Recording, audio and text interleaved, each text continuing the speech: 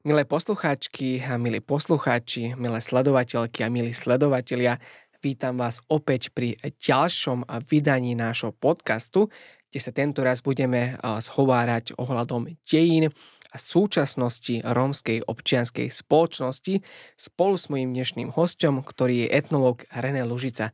Vítajte, pán Lužica. Dobrý deň, ďakujem za pozvanie. My sme pocení, že vás môžeme mať v našom štúdiu. Ak dovolíte, na úvod by som vás našim poslucháčom a poslucháčkam aj trošku viacej predstavil.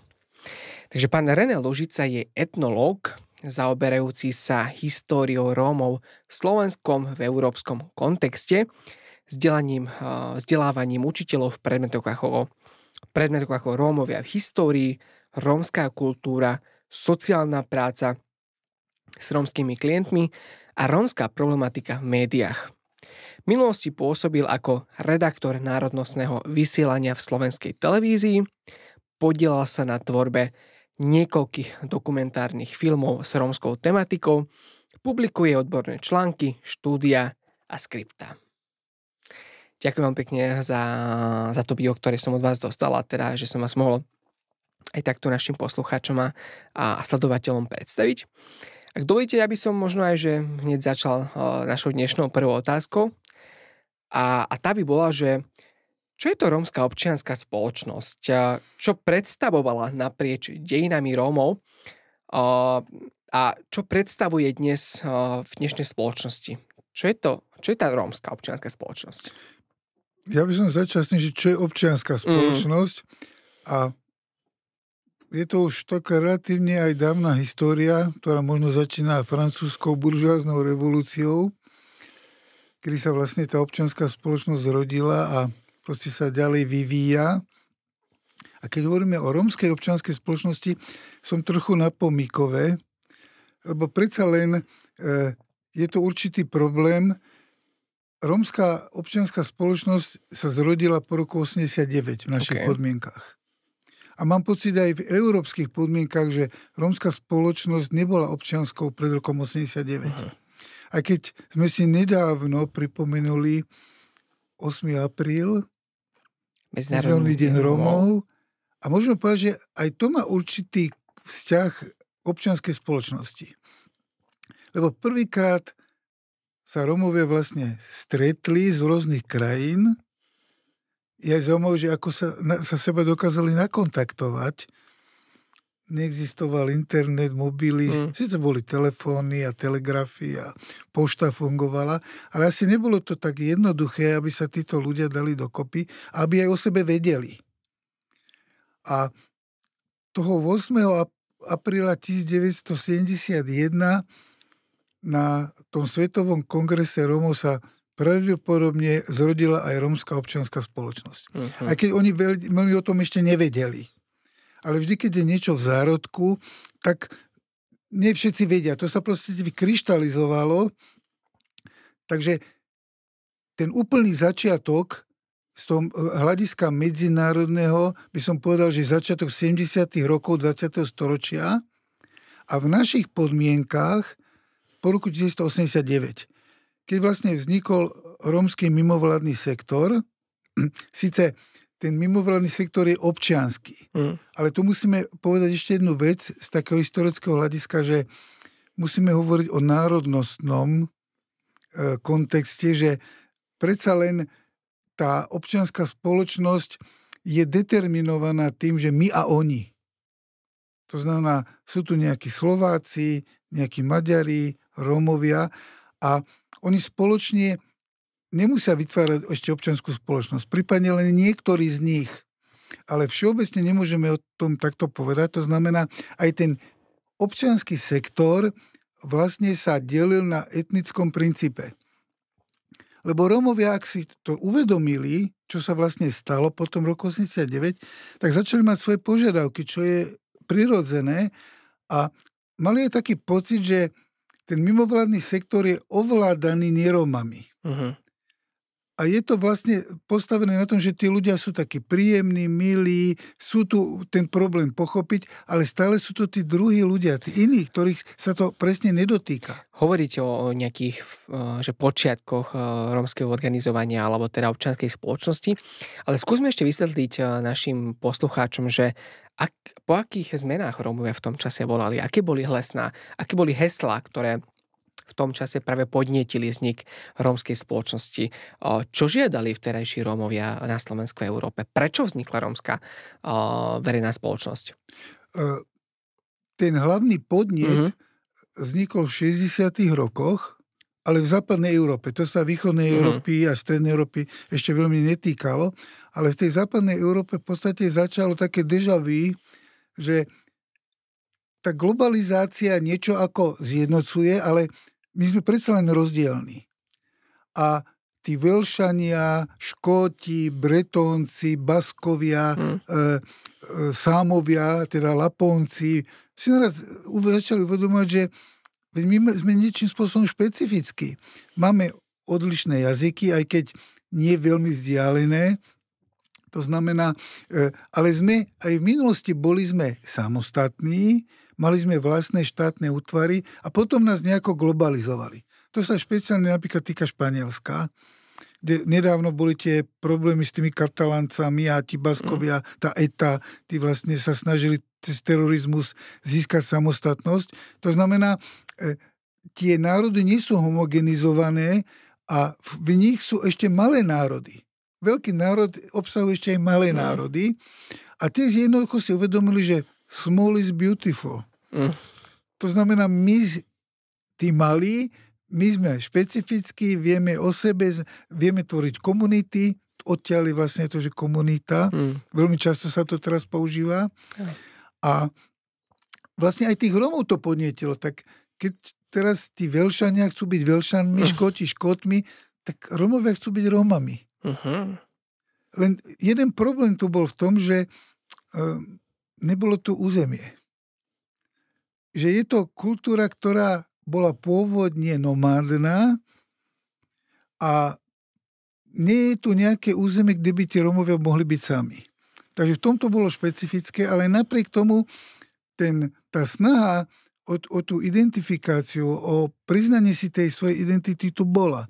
Preto ten Orpington 8.4.1971 a na základe toho, keď si to zoberieme, existoval aj nejaký zväz cigánov Rómov na Slovensku a svaz cigánov Rómov v Čechách a na Morave. Tomu sa dnes budeme venovať úplne špecificky, ale budem rád, ak nám poviete o tom. Takže ešte dokonca by som povedal, že tieto snahy Rómov v Československu ako keby predbiehali ten medzinárodný kontext. To znamená, tieto zväzy vznikli ten slovenský v apríli 69 a ten český v auguste 69.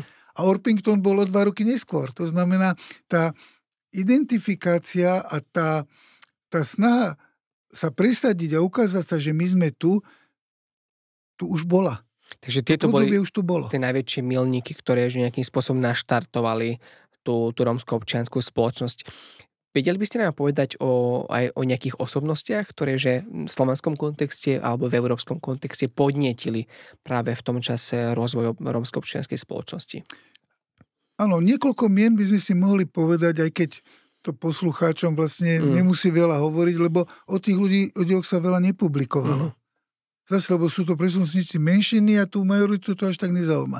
Ja by som prvé meno povedal, tak ešte, keď sme išli do 60. rokov 20. storočia, také meno, že Vanko Rouda, to bol francúzsky Róm, Mateo Maximov, to bol španielský Róm, Calderáš pôvodom, ale žijúci v Paríži. Gratan Puxon, ten dokonca vraj ešte žije. Mal som tu čest s ním hovoriť. Takže si myslím, že v Manchesteri žije. Stále žije, v Manchesteri pôsobí. To je potom Lan Hancock, ktorý žije v Austin v Texase. To boli vtedy mladí ľudia.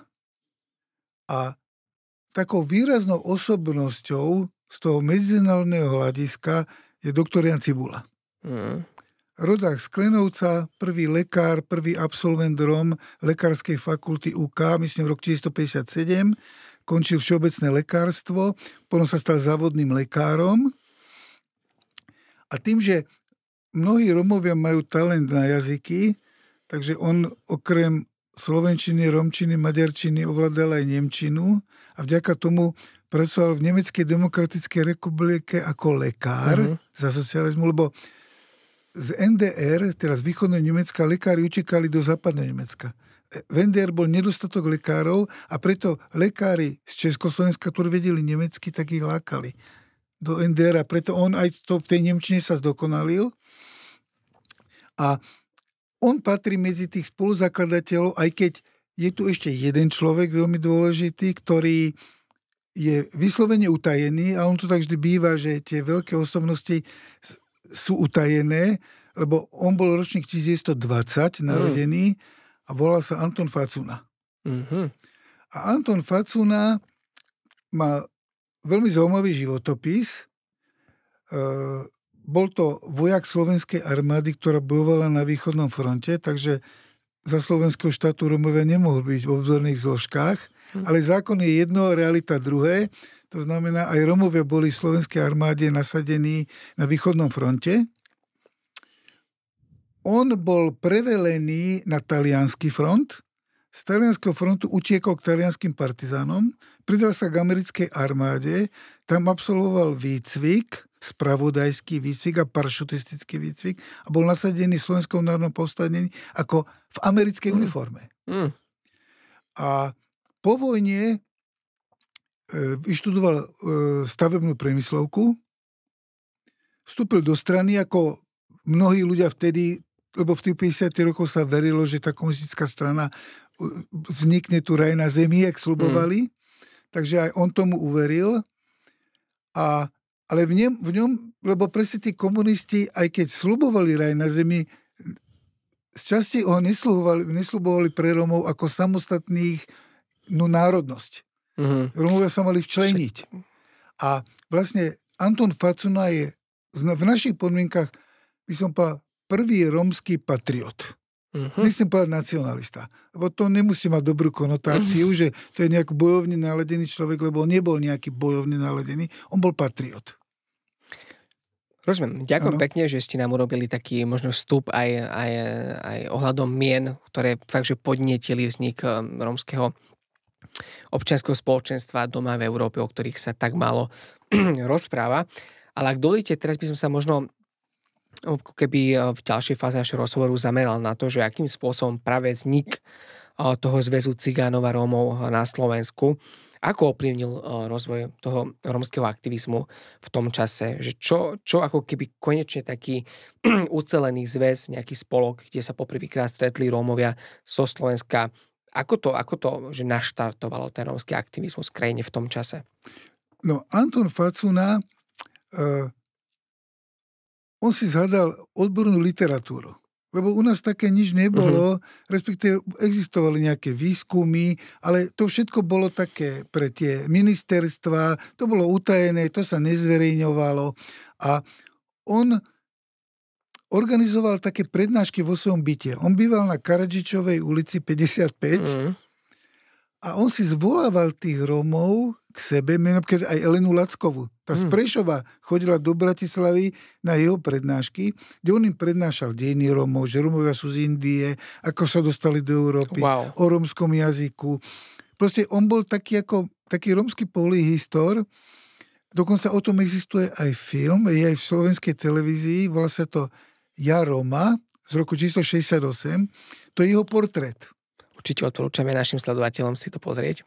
Takže je to, proste tam je jeho, ako on vyzeral, jeho manželka, jeho dcera je tam. V podstate on to rozprúdil, ale on nehovoril o občianskej spoločnosti, on hovoril o prebudení Rómov. Dobre, a kto prišiel do toho týmu, ktorý povedal, že poďme robiť aktivizmus, poďme sa ukazovať, poďme sa spájať. Kto bol taký element v týme? To je obdobie za socializmu. To znamená, ak sa chceme zviditeľniť, musíme mať nejaký spolok, musíme mať nejakú organizáciu. A Facuna s Cibulom už v roku 1957 dali prvú žiadosť na ministerstvo vnútra, tedy to bolo povereníctvo vnútra, že chcú založiť československú organizáciu cigánov Rómov, lebo sa chcú podieľať na riešení tohto problému. Chcú budovať vlast. To neboli separatisti, oni jednoducho chceli sa zapojiť. No lenže vtedy tie štátne inštitúcie mali iný plán s Romami. Nedostali povolenie. Nič. Nič im nedovolili. Dokonca vraj ani odpoveď nedostali. Proste tí komunisti to tutovali ako vedeli. Ale pritom nevedeli presne, čo s tými Rómami chcú robiť. Čo je to tá cigánska otázka za socializmu? Ako včleniť vtedajších cigánov do väčšinovej spoločnosti? Tam záujem bolo asimilovať. Ale pritom tí ľudia sú viditeľne odlišní. To znamená, ako tá majorita na to reaguje? Veď tá žila vo svojich stereotypoch. To neboli komunisti, ktorí chceli budovať bezstrednú spoločnosť. Oni v sebe mali ten nacionalizmus, ktorý bojoval proti tomu internacionalizmu. To znamená, tá väčšinová spoločnosť nechcela integrovať Romov. Dobre, nedostali povolenie sa nejak formálne organizovať, pôsobiť. Ako ďalej postupovali? No, oni, každý pracoval vo svojom zamestnaní. To znamená, to boli Romovia, kde nemohli nikto povedať, že sa priživujú a neviem, ako to vždy býva a majú veľa detí a nechce sa im pracovať. To boli všetko ľudia, ktorí pracovali. A tam musím ešte povedať také meno, že doktor Karika, doktor práv, lebo on bol okresným prokurátorom. To bol prvý vlastne Róm na Slovensku právnik. Tak ako bol prvý lekár, tak bol prvý právnik. To znamená, že my týchto ľudí vieme identifikovať, lebo my nevieme prvého slovenského právnika, ale prvého rómskeho právnika poznáme. To znamená, že títo ľudia, jediné, čo môžeme povedať na socializme ako pozitívum, je, že vybraným ľuďom, vybraným kádrom umožnili štúdium na vysokej škole. Ale to bolo podmienené členstvom v strane a potom môže študovať a oni predpokladali, že títo vzdelaní Rómovia budú pôsobiť na tých Rómov, ktorí žijú v tých tzv. Osadách. Že keď tam príde Róm v obleku a povie, vidíte, ako vyzerám? Ja som súdruh. Aj vy by ste mohli byť takí, ako som ja. Musíte chodiť do školy, do zamestnania a budete, ako som ja. Takže režim sa snažil vytvárať vzory. Že presne týchto ľudí na to chcel použiť. Ale nechcel, aby pracovali samostatne. Ale aby to bolo súčasťou vlastne vládnej politiky, lebo už vtedy bol nejaký Rinaldo Olách a Jan Berkim Renica, významní virtuózi, ale oni boli včlenení do slovenského ľudovo-umeleckého kolektívu, nie do rómskeho. To znamená, oni propagovali nie rómsku hudbu, ale slovenskú. V tom bol ten rozdiel a toto oni vlastne chceli, aby sa z týchto ľudí stali neoslováci. Čo prakticky možno niektorí jednotlivci by aj zvládali, ale všetci Rómovia toto zvládnuť nemohli a bola tu tá bariéra tej väčšinovej spoločnosti, ktorá toto veľmi negatívne chápala. Poďme sa ešte rozprávať o tom prvom rómskom kongrese, ktorý bol kúsok od Londýna v Orpingtone, že proste aké boli výstupy toho kongresu a čo poprvýkrát pre históriu Rómov a prvopočiatky rómskeho národa na Slovensku a Európe znamenalo. Čo nám dal prvý kongres v Orpingtone? No on bol v kontexte toho hnutia tých národností. Všetkých tých malých národností. To znamená, o čo išlo. To zviditeľne znamenalo to, že chceme mať nejaké znaky štátnosti. Že sme tu. To znamená, potrebujeme vlajku, alebo zástavu. Potrebujeme hymnu. Potrebujeme politickú reprezentáciu. Potrebujeme v tých štátoch, ktorých žijeme, aby si tie štáty uvedomili, že aj my sme tu. A tu musím povedať jednu vec, čo je veľmi zásadná, že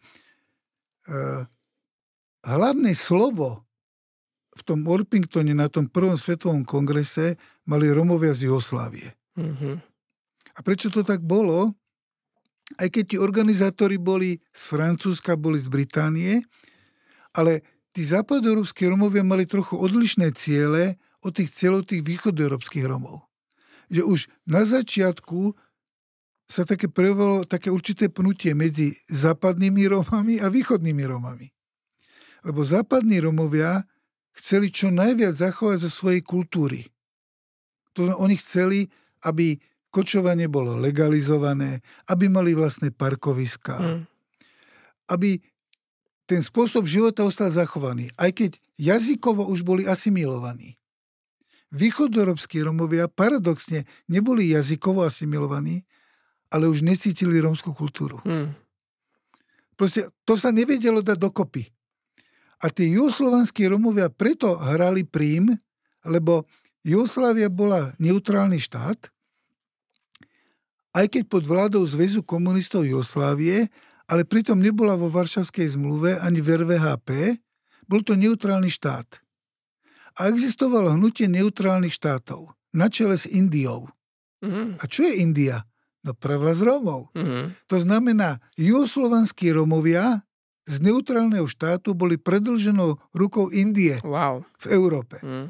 Však Indira Gandhiová poslala list tomu festivalu v Chandigarhe, ktorý potom nasledoval, že európski Rómovia sú stratené deti Indie. To znamená, že tu bolo politické prepojenie Juhoslávie Indie a preto Josip Broz Tito, milovaný diktátor Juhoslávie, bol veľmi taký príjemný diktátor. On nebol zlý. Preto ho všetci Juhoslovania milovali a on všetkým národnostiam povolil národnostné práva. Prvé vlastne národnostné, eventuálne aj občianske práva schválila vláda v Juhoslávii v roku 1984. Neskutočne zaujímavé. A vtedy aj vznikla prvá rómska televízia na svete. Juhoslávii. V Prištine, v Kosove. Wow. A prvými redaktormi bol Said Balič a Rajko Durič. To znamená, Juhoslávia bola na čele týchto snách a preto aj tí juhoslovanskí Rómovia všetko chytili do rúk. Zástavu oni navrhli. Ale pritom tá zástava pôvodne patrila rumunským Rómom ešte z medzivojnového obdobia. Oni to prebrali od toho spolku tých rumunských Rómov. Hymna bola rómska ľudová pieseň, ktorá sa spievala v Srbsku. Gielem, gielem. A ona zaznela v tom filme už v roku 1965 Petrovičov filmov Skupliači peria. Tam prvýkrát tá rómska hymna znieje, ale ako ľudová pieseň. A Slobodan Berberský sa stal prvý prezident Svetového kongresu Rómov, ktorý bol vlastne aj členom Zväzu komunistov Juhoslávie a bol básnik. To znamená, tu nastala ešte jedna vec, aj keď my hovoríme o občianskych právach, že sme sa trošku odklonili, že tí západoeurópske Rómovia naraz cítili, že títo východoeurópske Rómovia ich prevalcujú. A toto nechceli dopustiť, preto ich tromfom bol doktor Jan Cibula. Lebo narodil sa v krajine, ktorá budovala socializmus, emigroval do Švajčiarska, to znamená, on bol rozkročený medzi západom a východom. Chápal jedno aj druhé, ovládal tie jazyky jedné aj druhé a on bol vlastne ideálnym novým vodcom, preto aj tá organizácia v Ženeve v roku 78 sa premenoval na International Roma Union. Takže doktor Jan Cibula vlastne bol prvý rómsky diplomat, lebo on dotiahol Iru na pôdu OSN do New Yorku. Spomenuli ste tu strašne veľa veľmi významných milníkov, ktoré teda fakt, že podnietili zrod rómskej aktívnej spoločnosti alebo teda občianskej spoločnosti. Moja otázka však je, že čo by sa stalo, ak v tom čase sa nenajdú takí vzdelaní Rómovia alebo Rómovia, ktorí mali záujem zviditeľniť konečne rómskú menšinu alebo rómsky národ na Slovensku, Európe. Takže čo by sa stalo, ak kebyže na Slovensku nevznikne zväz Cigánov a Rómov a nevznikne prvý kongres Rómov a potom je samotná medzinárodná únia Rómov. Čo by sa tu stalo bez týchto inštitúcií, bez týchto entít? No, pokračovalo by asimilácia. Ale ona by sa aj tak nedotiahla. Lebo asimilácia by sa dala dotiahnuť len tak, že by sa prestali rodiť rómske deti. To znamená, že pokiaľ Rómovia majú deti, nedá sa asimilácia uskutočniť. To znamená koncentračné tábory, jak za vojny, vyriešenie židovskej otázky, že všetkých vyhubíme. Pokusy boli. Tak áno, ale aj tak vždy tí Židia zostali. 6 miliónov ich zahynul, ale vždy tu boli. Jednoducho, to sú šialené fantasmagórie. To znamená, ja si myslím, že určite by vzniklo niečo iné. Nevzniklo by to v roku 71, možno by to trvalo nejaké roky, ale určite by sa niečo vykvasilo z toho. Možno by prišli nejakí iní ľudia. To znamená, to nemohlo ostať tak, že títo ľudia by boli nejakí bezprizorní. Lebo bezprizorný je ten, keď ich je málo. Keď zaniknú, ozaj keď zaniknú fyzicky. Tak, jak staroveké národy zanikli. Ale v modernej dobe nemôže zaniknúť žiadny národ. Ani národnosť. To znamená, ide len o to, či retarduje, alebo či sa nejakým spôsobom vyvíja. To znamená, že tá retardácia by pokračovala, ale ono by sa niečo vykvasilo a proste by prišli nejakí noví lídri, nové organizácie. Jednoducho by to nezostalo len tak. Že každopádne vidíte, že ten rozvoj by tu bol, určite. Ale bolo by to určite možno pomalšie alebo nejakým spôsobom obmedzené. Áno, bolo by to ako možno obmedzované, ale určite by niečo vzniklo. Nemohlo byť, že bolo by to v stave 0. To nie. Pán Lužica, poďme sa teraz rozprávať o tom, že ako vyzerá práve dnes rómska občianska spoločnosť, kam smeruje, aké sú možno vaše predikcie ako etnológa, ktorý sa fakt dlhodobo venuje rómskej občianskej spoločnosti, že ako vyzerá dnes rómska občianská spoločnosť, kam smeruje, aká je jej budúcnosť a možno moja taká otázka, že či v aktuálnom časopriestore na Slovensku je rómsky aktivizmus spojený aj s nejakou politikou alebo politickým smerovaním aktívnych Rómov? Je to dosť náročná otázka, ale my sme prednedávnom publikovali v tom Romanofórum taký jeden článok, že Rómovia za socializmu mali najväčšiu občiansku organizáciu. Lebo Zväz cigánov Rómov, ktorý vznikol v roku 1969, ešte sme nepovedali, že vďaka Pražskému jaru a proste tomu socializmu s ľudskou tvárou, to ministerstvo vnútra to povolilo. Ale existovalo to len do roku 1973. Do marca 1973 najprv zrušili Butiker, čo bola vlastne také výrobné družstva, tým si Rómovia privyrábali na svoju... Oni nečakali od Národného frontu, že im bude dávať príspevky. 1 000 000 korún ročne. Oni zarábali o mnoho viacej peniazy, bo mali vlastné svoje remeslá, proste mali vlastnú tehelňu, mali vlastné rekreačné stredisko. To znamená, že oni ako keby vytvárali podmienky pre štát v štáte a také kapitalistické vlastne podnikanie. Však to bolo vlastne ten problém, že Butiker musí zaniknúť, lebo to sú kapitalisti, ktorí vykoristujú rómskych robotníkov v Butikeri. Ich bolo tam 600, ale pritom v Butikeri boli vyššie platy ako v národnom hospodárstve. To znamená, že tá prvá generácia bola veľmi životaschopná. A čo je aktuálne? A dokázali ešte do toho roku 70, keď ich zrušili z moci úradnej, mali vyše 15 000 členov. Wow. Ktorá mimovládka dneska rómska má 15 000 členov v 500 miestnych organizáciách. Približne okolo 20 folklórnych rómskych súborov, okolo 30 futbalových mustiev, neviem koľko hudobných skupín, aj takých big beatových, aj tradičných. A oni toto všetko platili. To nemohli zaplatiť z toho 1 000 000 korún, čo dostali z Národného frontu. To znamená, že oni si museli na to zarobiť. Problém bol ale v tom, že čo je ľudská vlastnosť, že ak je veľa peňazí, je veľa záujemcov o tie peniaze. Ale keby štátne inštitúcie hrali férovú hru, tak by povedali, dobre, títo súdruhovia zlyhali, sa obohacovali. odstráňte ich a dajte tam čestných ľudí. Ale oni toto neurobili. On tento argument proti nim využili, že niektorí žili nad pomery a oni tvrdili, že toto je kapitalizmus. Rómovia tu zavádzajú kapitalizmus v plánovanom hospodárstve a potom, veď oni nie sú uznaní národnosťou. Jak môžu oni fungovať v Národnom fronte ako národnostná organizácia, keď nie sú oficiálne uznaní? Lebo zákon, ktorý bol o národnostiach prijatý v roku 1968, nedefinuje rómsku alebo cigánsku národnosť.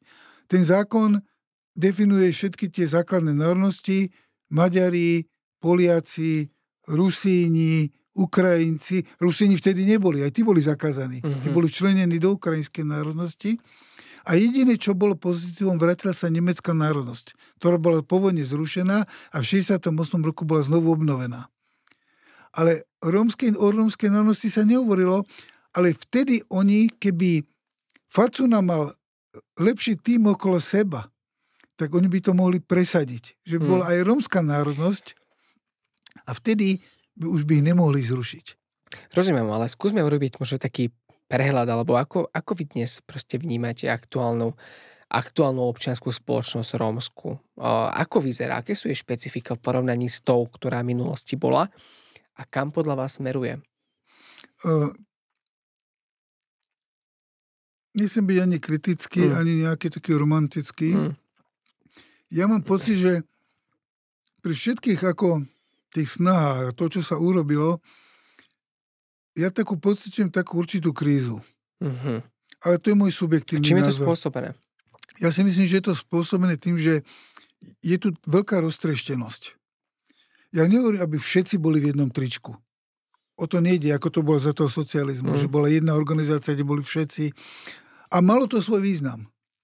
Keď je organizácia silná, mnoho členov veľa dokáže. Keď sú tie aktivity roztrieštené do malých skupín, do malých projektov, je to dosť neviditeľné. To znamená, že ja som si teraz čítal nedávno, že ako pracujú cirkevné organizácie, lebo mnoho ľudí si myslí, že cirkvi by mali byť tie, ktorí by mali byť hnacím motorom týchto aktivít. Čo si ja osobne nemyslím. Ale že cirkvi, katolícka, evanjelická, pravoslávna, grekokatolická, jehovisti, že títo všetci by mali pre Rómov niečo robiť. Ale oni robia len na svojom piesku. A všetky tieto cirkevné spoločnosti a oficiálne a neoficiálne cirkvi vlastne zachytávajú 10 000 Rómov. To znamená, že zoberme si, že koľko tu máme cirkví, ale oslovujú približne len 10 000 ľudí zo 400 000. To znamená, a takto vlastne funguje tretí sektor, že oslovuje vždy len určitú skupinu a to ešte aj tak, že nie kontinuálne. To znamená, že ja mám občianske združenie, chcem pracovať s deťmi, získam nejaké financie, idem niekde do nejakej lokality, to znamená, rok, dva, niečo s tými deťmi robím, potom peniaze nezoženiem a to všetko skončilo a je to tam, kde bolo. Takže hovoríte, že problém je tá roztieštenosť? Áno. Roztrieštenosť rómskeho neziskového sektora a potom to, že teda tá kontinuita tej práce není zabezpečená. Že môže byť jeden z faktorov, že teda aktuálna občianska rómska spoločnosť nenaberá také obratky ako v tom čase. Dobre, ešte možno taká moja otázka, že ako vnímate ten prerod, ktorý aktuálne možno, že aj máme na Slovensku alebo celkovo v Európe, že podľa vášho názoru prečo a či je to správne, že teraz aktivistov vidíme postupný prerod rómskych aktivistov do rómskych politikov. Čo si myslíte, aký to má význam pre budúcnosť Rómov alebo teda celého rómskeho aktivizmu? No ja si myslím, že zásadný. Lebo ak ja budem robiť len v rámci mimovládiek nejaké lokálne projekty, ktoré sú skoro neviditeľné, tak sa vlastne nikam nepohnem. Ono to pomôže mne, ja sa nejako zviditeľním, ale ako reálne tie dopady sú také ako idú do neutrálu. Tá politika zase má ten význam, že ona môže veľa vecí presadiť. A tu je vlastne absolútne viditeľný na tá roztrieštenosť, ktorá je tu od roku 89. Že vznikali rôzne politické strany, tak ako vznikli aj zanikli. A vždy to bolo len tak, že bol nejaký líder, ten si založil svoju politickú stranu, kde mal svojich tých najbližších príbuzenstvo známych, ale zase to bolo len v tých lokálnych podmienkach. To značí, že nie je tu človek, ktorý by to zjednotil. Mm-hmm. Proste nám chýba človek toho chýba razenia. líder politický, rómsky? Ako bol ten Anton Facuna. Uh-huh. Keby sa Anton Facuna narodil o 20 rokov neskôr, tak ja si myslím, že on bol, aj keď my sme ho nikdy nepoznali, ho poznám len z filmu a z čítania. Ja ako, možno som naivný, ale tým, že vlastne on to vedel zorganizovať a vedel proste 15,000 ľudí dať dokopy, ako to nie je len tak. No, určite. To znamená, že on tie schopnosti mal. Ako manažer, organizátor, jednoducho to zvládal a videl ďaleko dopredu. On chcel založiť Rómske múzeum, katedru cigánológie chcel založiť, Rómsko-slovensko-slovensko-rómsky slovník, chcel napísať dejiny Rómov. Proste on mal aktivity na 2 životy. A je veľká škoda, že zomrel ako 60-ročný. Ale vlastne už zabudnutý. Lebo všetky tie jeho aktivity, ako to býva, že tá revolúcia zničí svoje deti. To znamená, aj jeho proste, či to bola závisť, alebo či to bolo, ja neviem, konkurencia, tí ostatní Rómovia, ktorí on zorganizoval, sa proti nemu naraz postavili. Nechcem hovoriť tie mená, majú svojich rodinných príslušníkov. Už som takto aj narazil, že ja som vnúčka toho a toho. To bol môj detko. Takže, ale, lebo tam ten rozkol nastal v tom, že Facuna bol patriot. Ostal sám, lebo Cibula emigroval do Švajčiarska. Jemu chýbala tá pravá ruka. A tí ostatní Rómovia, ktorí vstúpili do zväzu, chceli mať sociálne istoty. Oni tvrdili, my chceme sociálne istoty, chceme prácu, chceme výplaty a národnosť nás nezaujíma. A v komunistickej strane a Národnom frontu toto vyhovovalo. To bolo presne to, čo chceli. Oni im šli po ruke. To bola tá katastrofa, že keby Facuna žil ďalej a bol viacej ľudí, by sa okolo neho zoskupilo a presadili by tú rómsku národnosť už v roku 68. Ja si myslím, že oni by boli dneska o mnoho ďalej. Ešte možno taká otázka, možno aj taká rečnícka, že príde podľa vás v krátkom časovom priestore, že nejaký výrazný rómsky politik, ktorý že bude že fakt výrazný a bude aj možno aj mainstreamovo akceptovaný a viditeľný? Čo si myslíte? Musí to byť niekto z tých mladých. Proste tá staršia stredná generácia už toho veľa neurobí. To znamená, je tu síce úraz plnomocnenca vlády, tým sa my zaštitujem, lebo Brusel to chcel, tak to máme, ale je dosť otázne, čo všetko ten úrad zvláda a čo môže a čo nemôže. Ale proste je tu niečo. Aspoň niečo, čo zatiaľ nezaniklo. A pravdepodobne žiadna vláda to ani nezruší. Bolo by to veľmi kontraproduktívne. Áno, bolo by to škoda. To značí, že iné aktivity môžu byť zrušené. Vzdelávacie, kultúrne. To ako, to nikoho veľa nebolí, ale toto by bol ozaj problém, lebo ono to má aj politický rozmer. To znamená, ide len o to, že kto sedí v kresle toho splnomocnenca. To je veľmi dôležité. A prvé je, aby to nebol neróm. Ja diskriminujem neromov. Považujete to za dôležité, aby to bol Róm? Áno, aby to bol Róm alebo Rómka. To je jedno. Aj to bolo, lebo boli aj ženy, aj muži. Čo je fajn. Ale musia to byť ľudia, ktorí majú obrovské konexie, majú ostré lakte, sú nekompromisní a za tým cieľom idú hlava nehlava. Lebo nič iné sa v tej politike jednoducho nedá robiť. Proste mäkký politik sa nikam nedostane. To značí, že musel by to byť nejaký výrazný človek. Vraj taký jeden bol. Ale to Podielte sa s nami. Niektorí Rómovia to hovoria, že volal sa Kompuš.